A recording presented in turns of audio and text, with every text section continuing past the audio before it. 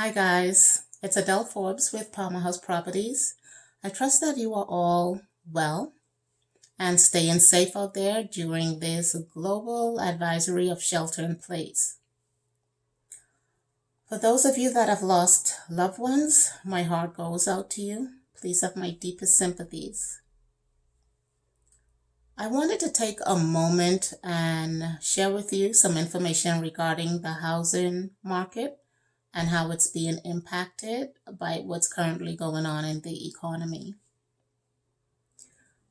First of all, I must mention that recession does not equal a housing crash. A recession means a slowdown of some sort. Right now, there's an economic slowdown, and eventually, housing will naturally feel the impact of that.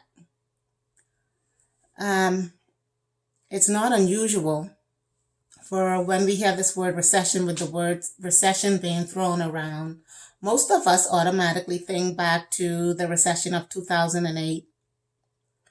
During that time, an insane amount of people lost their homes. It seemed as though banks and mortgage companies had taken a backseat and quietly exited stage left. This time around, why a lot of economists are saying that this won't have the same impact as the last time. This recession is a slowdown. They're actually comparing it to that of 9/11, where there was a global pause and the current housing market is similarly being impacted in similar ways back then. Before COVID-19, before this was a national advisory or any national attention was put on it, I know that in most of the housing markets in the United States, home sellers were getting a premium for their homes, and it was a seller's market. What that means that in a purchase and sale, in a residential purchase and sale transaction, the home seller had the advantage.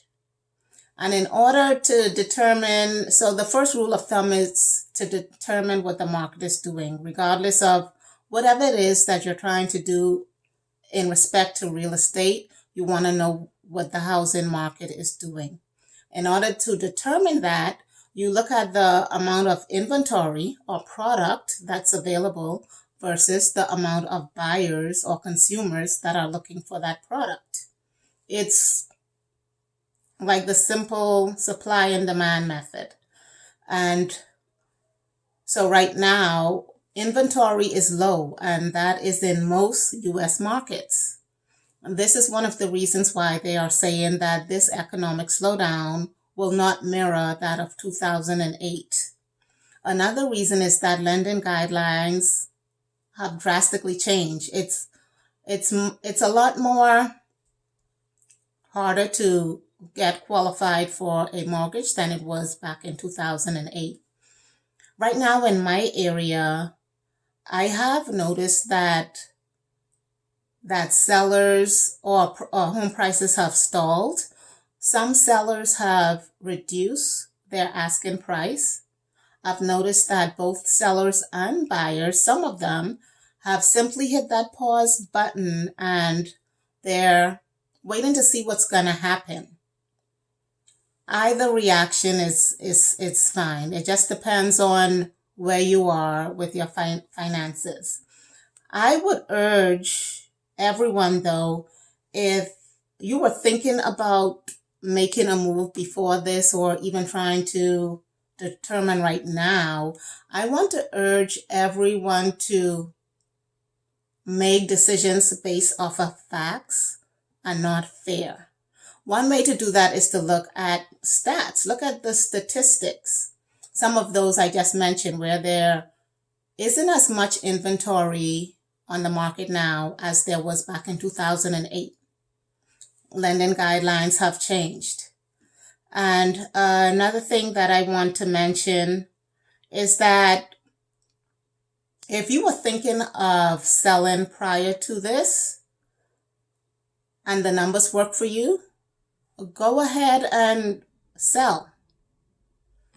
There are, in the United States right now, 50% of property owners have at least 50% of equity in their homes. And this includes 26.7% of homes that have mortgages on them.